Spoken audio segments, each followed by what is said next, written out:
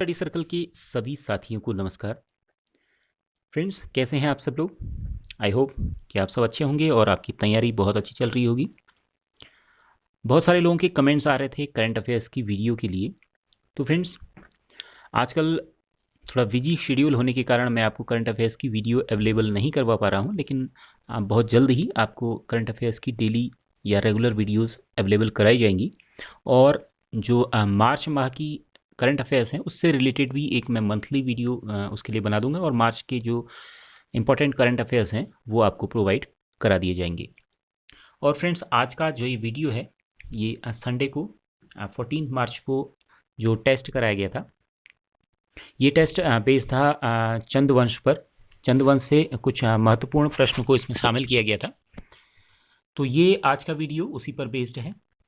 जो 25 क्वेश्चंस पूछे गए थे उनके आंसर्स पर हम थोड़ा ब्रीफली बात करेंगे और साथ ही रिजल्ट के बारे में बात करेंगे। तो चलिए शुरू करते हैं आज का वीडियो। इसमें जो पहला क्वेश्चन था, कुमाऊं में चंद वंश का संस्थापक कौन था? तो इसका जो सही आंसर है वो है ऑप्शन बी, सोमचंद। ये जो आयोग मानता है और ज़्यादातर जो मान्यता है उसके अकॉर्डिंग सोमचंद जो है चंद्रवंश का संस्थापक था। हालांकि जो एक फ्रेजर हैं, डब्ल्यू फ्रेजर, इन्होंने एक बुक लिखी थी कुमाऊं और गढ़वाल। उसके अनुसार इन्होंने लिखा था कि थोहर चंद ये कुमाऊं चंद के संस्थापक।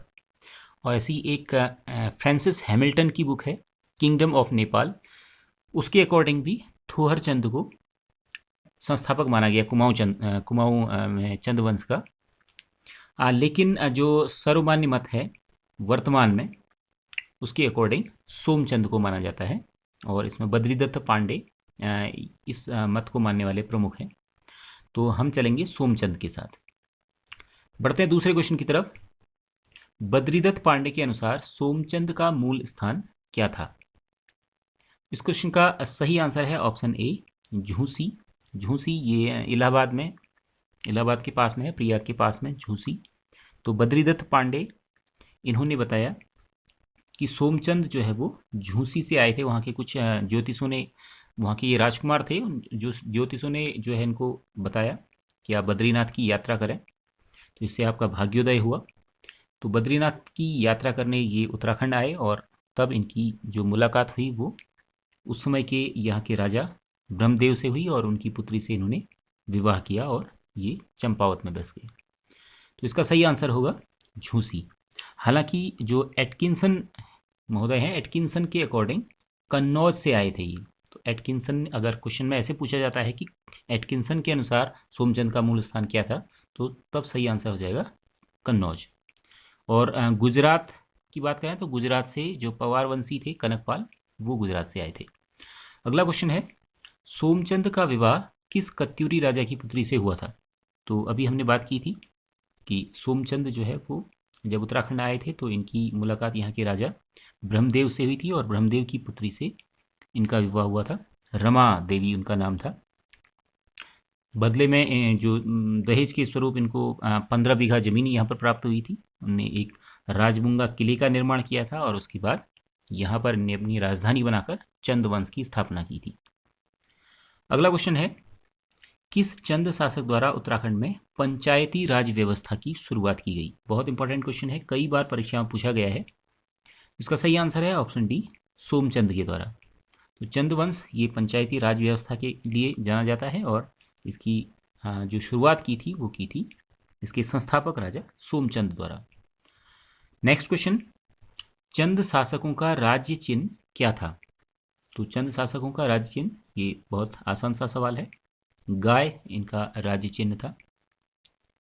नेक्स्ट क्वेश्चन है, कुमाऊं में रेशम के कारखाने स्थापित करने का श्रेय किस चंद शासक को जाता है? इस क्वेश्चन का सही आंसर है ऑप्शन बी, ज्ञानचंद को कुमाऊं में रेशम के कारखाने स्थापित करने का कहा जाता है कि जो इंद्रचंद को, ऑप्शन बी इंद्रचंद है। इंद्रचंद इनने जो है नेपाल और चीन से रेशम के जो कीड़े हैं उनको मंगवाया था, और उत्तराखंड के पास में जो इनके तराई क्षेत्र है और जो मैदानी भाग हैं वहाँ से इन्होंने बुनकरों को बुलाया था चंपावत में, और रेशम के जो कारखाने हैं वो इन्होंने यहाँ स्थापित किए थे। तो ये भी काफ़ी इंपॉर्टेंट क्वेश्चन है, कई बार पूछा जाता है। नेक्स्ट क्वेश्चन है, किस चंद शासक को पराजित कर खसों ने चंपावत में 200 वर्षों तक शासन किया? इसका सही आंसर है ऑप्शन सी, वीणाचंद को। तो वीणाचंद ये एक कमज़ोर शासक थे, शासन पर इनकी बहुत ज़्यादा मजबूत पकड़ नहीं थी, तो इसी का फ़ायदा उठाकर उस समय जो खसों के सरदार थे, बीजड़ इनका नाम था, तो बीजड़ ने इन पर आक्रमण किया और इनको पराजित करके पुनः, जो इससे पहले जो खसों का ही शासन चलता था, तो उसने जो है खसों का, फिर से खसों का शासन अत्याचारी शासन इस दौर पे कहा गया, और उसके बाद 200 वर्षों तक जो है खसों का ही शासन फिर चला। ये लगभग 860 से 65 की बात है, तो उस टाइम पे इसने आक्रमण किया था और उसके बाद 1065 तक खसों का शासन यहाँ पर रहा था। अगला क्वेश्चन है, किस सेनापति की सहायता से चंदवंशी राजा वीरचंद ने 1065 में खसों को पराजित कर पुनः कुमाऊं में चंद वंश का शासन स्थापित किया? तो चंदवंशी राजा वीरचंद ने, इन्होंने जो है दोबारा से चंदवंश की सत्ता को स्थापित किया चंपावत में। तो इसमें इनकी मदद की थी सोन खड़ायत ने। तो 1065 के आसपास उस समय जो खसों के राजा यहाँ पर थे उनका नाम था सौपाल, राजा सौपाल, और राजा सौपाल का सेनापति था सोन खड़ायत। तो खसों का शासन उस समय जो है लोग बहुत त्रस्त हो गए थे इनके शासन से, जनता बहुत परेशान हो गई थी। तो जनता की मदद से सेनापति सोन खड़ायत ने इनको, जो वीरचंद थे चंद के जो वंशज थे, इनको इन्होंने ढूंढा और जनता की मदद से सोन खड़ायत ने जो है फिर से चंद वंश की सत्ता यहाँ पर स्थापित की। नेक्स्ट क्वेश्चन है, किस चंद शासक के शासनकाल में 1191 में नेपाली शासक अशोक चल ने कुमाऊं पर आक्रमण किया? ये भी बहुत ज़्यादा इंपॉर्टेंट क्वेश्चन है, कई बार ये पूछा जाता है परीक्षा में। इस क्वेश्चन का सही आंसर है ऑप्शन बी, नानकी चंद। नानकी चंद ये लगभग 1180 से 1195 इनका जो शासनकाल था, और इसी दौरान 1191 में जो नेपाली शासक था, ये डोटी के शासक थे अशोक चल, इनके द्वारा कुमाऊं पर आक्रमण किया गया था। नेक्स्ट क्वेश्चन, कुमैया खिलक की उपाधि किसे प्रदान की गई थी? इस क्वेश्चन का जो सही आंसर है वो है ऑप्शन डी, नीलू कठायत को। नीलू कठायत ये जो ज्ञानचंद थे, गरुण ज्ञानचंद, इनका एक सेनापति था नीलू कठायत, बहुत ही टैलेंटेड सेनापति था।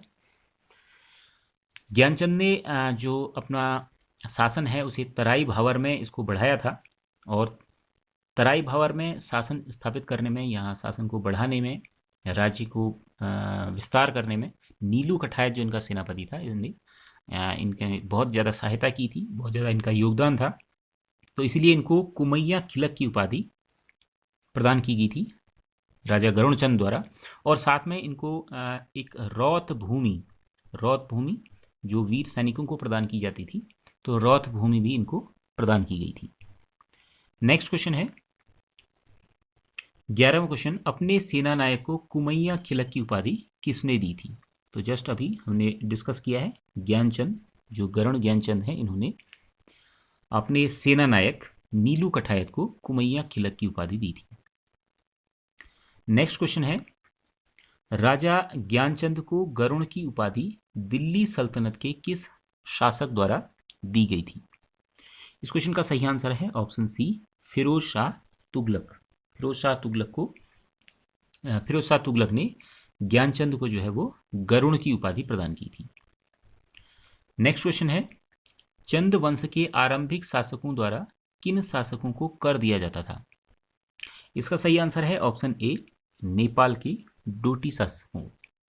चंदवंश के जो आरंभिक शासक थे वो एक प्रकार से स्वतंत्र शासक नहीं कहे जाते हैं, क्योंकि ये नेपाल के डोटी शासकों इनके अधीन माने जाते थे, इनको जो है ये कर दिया करते थे, और ये जो प्रथा है ये सोमचंद के समय से ही चली आ रही थी। नेक्स्ट क्वेश्चन है, निम्नलिखित में से चंदवंश का प्रथम स्वतंत्र शासक कौन था? तो चंदवंश का जो प्रथम स्वतंत्र शासक माना जाता है ये है भारती चंद। भारती चंद वो पहले शासक थे जिन्होंने नेपाल के डोटी शासकों को कर देना बंद किया। इन्होंने नेपाल के डोटी शासकों के साथ युद्ध किया। डोटी शासक जयमल्ल को इन्होंने पराजित किया। साथ ही एक सीरा के शासक संसारमल्ल थे, संसारमल्ल को भी इन्होंने पराजित किया। और अब जो है चंद शासकों ने नेपाल के शासकों को कर देना बंद कर दिया और ये स्वतंत्र शासक बन गए। तो पहला स्वतंत्र शासक था भारती चंद। अगला क्वेश्चन है, किस राजा के शासनकाल में कटकाली प्रथा शुरू हुई? तो कटकाली प्रथा ये शुरू हुई थी कीर्तिचंद के शासनकाल में। ऑप्शन सी इसका सही आंसर होगा। कीर्तिचंद ये शासक थे जिन्होंने जो है गढ़वाल पर पहली बार इन्होंने आक्रमण किया था गढ़वाल पर, और बहुत लंबे समय तक ये जो है युद्धरत रहे। लगभग 12 वर्षीय युद्ध इन्होंने किया ऐसा माना जाता है। और इस दौरान जो है इनके सैनिक बहुत लंबे समय तक युद्ध में ही रहे। तो उन्होंने अपने सैनिकों को ये छूट दी कि वो जो उनका युद्ध स्थल है, युद्ध स्थल के आसपास जो भी क्षेत्र आता है, तो वहाँ की महिलाओं के साथ जो है वो बिना विवाह किए संबंध बना सकते हैं। तो इस जो प्रथा का नाम दिया गया वो कटकाली प्रथा इसे नाम दिया गया। और इसके फलस्वरूप जो इनकी संतानें हुई उनसे नायक जो जाति है उसका उद्भव हुआ था। अगले क्वेश्चन की तरफ बढ़ते हैं। कुमाऊं में 12 वर्षीय युद्ध के दौरान शुरू हुई कटकाली प्रथा के फलस्वरूप कौन सी नई जाति का उदय हुआ? तो ये अभी अभी हमने बात की है, ये थी नायक जाति। ऑप्शन सी इसका सही आंसर होगा। नेक्स्ट क्वेश्चन है, जिंदा केतल नामक अधिकारी संबंधित है, किन से संबंधित है? तो ये सही आंसर है इसका ऑप्शन बी, भूमि बंदोबस्त से संबंधित है जिंदा केतल नाम का अधिकारी। तो ये कुमाऊं में जो है राजा रत्नचंद थे। राजा रत्नचंद ने सबसे पहले भूमि बंदोबस्त की इन्होंने यहाँ शुरुआत की थी, और इसके लिए इन्हें एक अधिकारी को नियुक्त किया था। तो अधिकारी को कहा जाता था जिंदा केतल। तो ये भूमि बंदोबस्त से संबंधित थे। नेक्स्ट क्वेश्चन है, गढ़वाल पर प्रथम बार आक्रमण निम्न में से किस शासक के द्वारा किया गया? तो इस क्वेश्चन का सही आंसर अभी हमने जस्ट बात की थी, कीर्तिचंद द्वारा किया गया था सबसे पहले। ये 1191 में पहले इन्होंने आक्रमण किया गढ़वाल पर, जिसमें ये विजयी हुई थी। हालांकि 1491 में इनके द्वारा आक्रमण किया गया था, जिनमें कीर्तिचंद की विजय हुई थी। हालांकि 1492 में इनका फिर से युद्ध हुआ, जिसमें कीर्तिचंद की पराजय हुई। गढ़वाल में इनके जो समकालीन शासक थे वो थे राजा अजयपाल। अगला क्वेश्चन है, राजा कीर्तिचंद द्वारा निम्न में से किस मेले की शुरुआत की गई? तो इसका सही आंसर है ऑप्शन सी, सोमनाथ मेला। ये मैक्सिमम लोगों ने यहाँ अटरिया मेला लिखा है, तो अटरिया मेला जो है राजा रुद्रचंद द्वारा अटरिया मेले की शुरुआत की गई थी। सोमनाथ मेला जिसे मासी मेला भी कहा जाता है, तो सोमनाथ मेले की जो शुरुआत की थी ये की थी राजा कीर्तिचंद द्वारा सोमनाथ मेले की शुरुआत की गई थी। ये जो है इन्होंने तराई क्षेत्र की तरफ जब ये विस्तार कर रहे थे, तराई क्षेत्र के साथ ही इन्होंने कुमाऊं में कुछ अन्य क्षेत्रों को भी इन्हें विस्तृत किया था। इसमें जो है अल्मोड़ा के आसपास के कुछ क्षेत्र थे, जैसे बारामंडल है, सल्ट है, पाली पछाव है, रानीखेत वाला जो एरिया है पाली पछाव का, इन्होंने जो है इन्हें चंद जो राजवंश है उसमें इन्हें शामिल किया था। और साथ ही वहाँ रामगंगा नदी की घाटी पर इन्होंने जो है सोमनाथ मेले की शुरुआत की थी, मासी मेले की शुरुआत की थी। नेक्स्ट क्वेश्चन है, दिल्ली के किस शासक के काल में सेनापति ख्वास खां द्वारा कुमाऊं में शरण ली गई? ये ख्वास खान या ख्वास खां इनको कहा जाता है। तो इसका सही आंसर है ऑप्शन सी, इस्लाम शाह। इस्लाम शाह ये जो दिल्ली में थोड़े समय के लिए एक सूर वंश का शासन चला था, शेरशाह सूरी का नाम आपने सुना होगा। तो शेरशाह सूरी के पुत्र का नाम था इस्लाम शाह। इस्लाम शाह के समय में उनके सेनापति थे सेनापति ख्वास खां। तो इन्होंने कुमाऊं में शरण ली थी। उस समय कुमाऊं में माणिक चंद का शासन था। तो उसके बाद इस्लाम शाह ने जो है इनको एक लेटर भेजा था, एक चेतावनी इन्होंने दी थी कि ना हमें जो ख्वास खां है उनको हमें समर्पित कर दीजिए, नहीं तो युद्ध होगा। हालांकि बाद में युद्ध की नौबत नहीं आई थी, ख्वास खां ने खुद ही जो है वो आत्मसमर्पण कर दिया था। तो ये इसका सही आंसर हुआ इस्लाम शाह, सूर वंश के इस्लाम शाह। अगला क्वेश्चन है, दिल्ली के सेनानायक ख्वास खां द्वारा किस शासक के यहाँ शरण दी गई? तो ये अभी हमने बात की है, ये थे माणिक चंद। माणिक चंद के यहाँ इन्होंने शरण दी थी। नेक्स्ट क्वेश्चन है, चंद शासकों द्वारा अपनी राजधानी चंपावत से अल्मोड़ा स्थानांतरित की। तो कब स्थानांतरित की ये बताना है। तो इसका सही आंसर है ऑप्शन बी, 1563 में। वैसे पहली बार 1560 में इन्होंने जो है अपनी राजधानी ट्रांसफ़र की थी। 1560 में राजा भीष्मचंद के दौरान ये ट्रांसफ़र की गई थी, लेकिन ये एक प्रकार से अस्थायी राजधानी थी। ये इनका जो कार्य है वो चंपावत से भी चलता था और अल्मोड़ा में भी जो है ये राजधानी के रूप में ये वहाँ से काम करते थे। वहाँ पर एक्चुअली इन्होंने जो है एक खगमरा किले का निर्माण वहाँ पर कर रहे थे और उसी दौरान इनकी हत्या कर दी गई थी खस सरदार के द्वारा। तो इनका काम जो है वो पूर्ण नहीं हो पाया था। तो बाद में 1563 में ये कल्याण चंद ने, बालो कल्याण चंद जिन्हें कहा जाता है, तो 1563 में जो है राजधानी को स्थायी रूप से ट्रांसफ़र किया था। तो 1563 यहाँ पर सही आंसर इसका हो जाएगा। अगला क्वेश्चन है, किस चंद राजा द्वारा 1560 में राजधानी अस्थायी रूप से अल्मोड़ा स्थानांतरित की गई? तो अभी हमने बात की, अस्थायी रूप से पहले 1560 में किसने शुरू किया था? राजा भीष्मचंद ने। लेकिन वहाँ पर खगमरा किले का निर्माण भी इन्होंने शुरू करवाया था, लेकिन जो है ये स्थायी रूप से ये राजधानी को ट्रांसफ़र नहीं कर पाए थे, क्योंकि वहीं पर जो खगमरा किले हैं वहीं पर एक बार जो है इनकी खस सरदार था एक गजवाथिंगा, तो गजवाथिंगा ने इनकी हत्या कर दी थी। तो इनका ये कार्य अधूरा रह गया था और बाद में बालो कल्याण चंद इनके पुत्र ने जो है ये कार्य पूरा किया था और स्थायी रूप से 1563 में राजधानी को अल्मोड़ा स्थानांतरित किया गया। नेक्स्ट क्वेश्चन है, निम्नलिखित में से किस स्थान को आलमनगर के नाम से जाना जाता था? तो आलमनगर के नाम से जाना जाता था अल्मोड़ा को। अल्मोड़ा में ये बालो कल्याण चंद ने जब राजधानी यहाँ पर ट्रांसफ़र की थी, तो बालो कल्याण चंद इनको माना जाता है कि ये मुग़लों से काफ़ी ज़्यादा प्रभावित थे। साथ ही एक राजा होते हैं बाज बहादुर चंद, आपने नाम सुना होगा। तो बाज बहादुर चंद, बालो कल्याण चंद, ये सब मुग़लों से बहुत ज़्यादा प्रभावित रहते थे और मुग़लों के प्रभाव में ही इन्होंने अल्मोड़ा का नाम आलमनगर भी रखा था। नेक्स्ट क्वेश्चन है, ये आज का अंतिम क्वेश्चन है, चंद राजा रुद्रचंद ने मुग़लों की ओर से निम्नलिखित में किस युद्ध में भाग लिया? तो इसका सही आंसर है ऑप्शन सी, नागौर युद्ध में। रुद्रचंद, ये चंद राजाओं के टाइम पे क्या होता था कि इनने जो तराई वाले क्षेत्र जो चंदों के अधिकार में आ गया था, तो यहाँ पर जो रोहिले थी, रोहिलों का आक्रमण बार बार होता रहता था। तो इसी सिलसिले में रुद्रचंद जो है वो अकबर से मुलाकात करने गए थे, मुग़ल शासक अकबर से। लाहौर में इन्होंने अकबर से मुलाकात की थी और वहाँ इन्होंने कस्तूरी, याक और तीर कमान आदि ये अकबर को भेंट किए थे। इससे संबंध में भी क्वेश्चन पूछा जाता है कि कौन से चंद राजा थे जिन्होंने अकबर से मुलाकात की या जिन्होंने अकबर को याक भेंट किया। तो ये क्वेश्चन भी काफ़ी इंपॉर्टेंट है। तो वहीं इसी दौरान जो है इन्होंने अकबर की तरफ से, मुग़लों की तरफ से नागौर में इन्होंने, नागौर का जो युद्ध था उसमें इन्होंने भाग लिया था। तो फ्रेंड्स ये 25 क्वेश्चंस हमने शॉर्ट में डिस्कस किए। अब बारी है रिजल्ट्स की।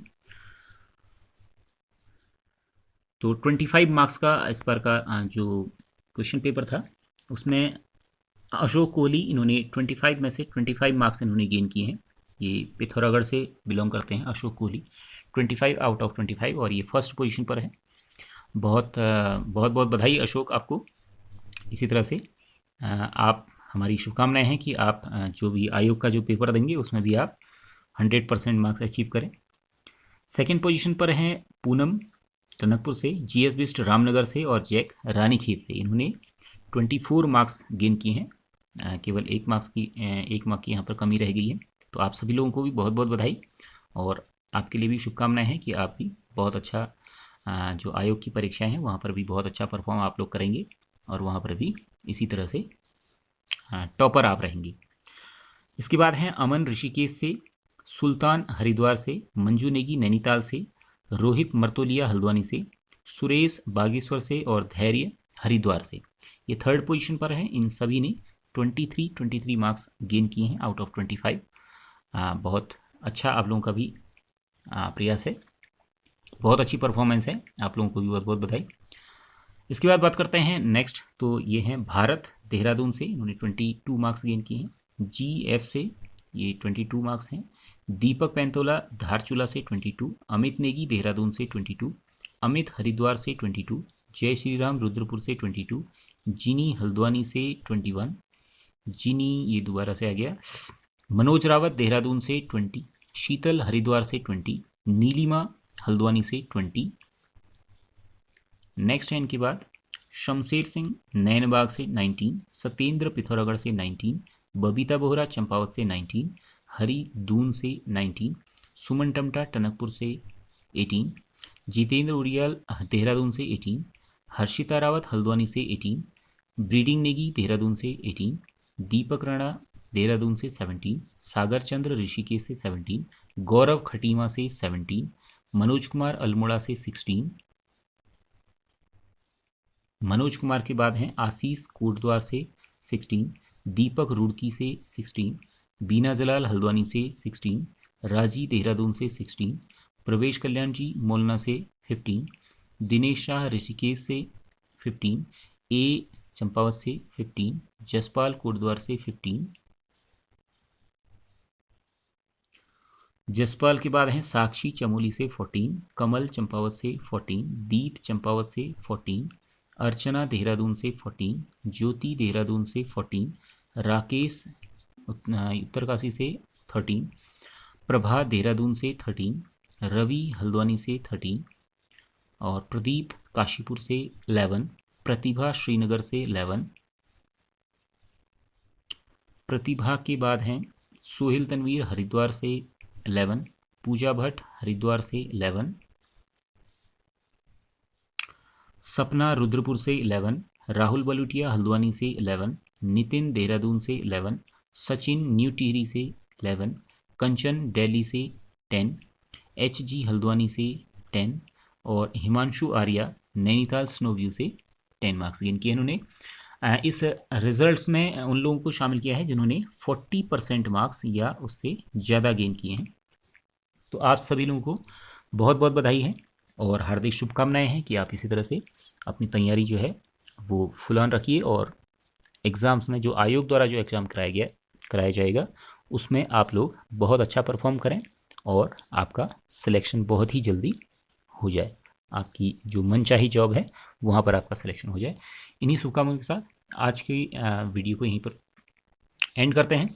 मिलते हैं अगले वीडियो में, तब तक के लिए जय हिंद।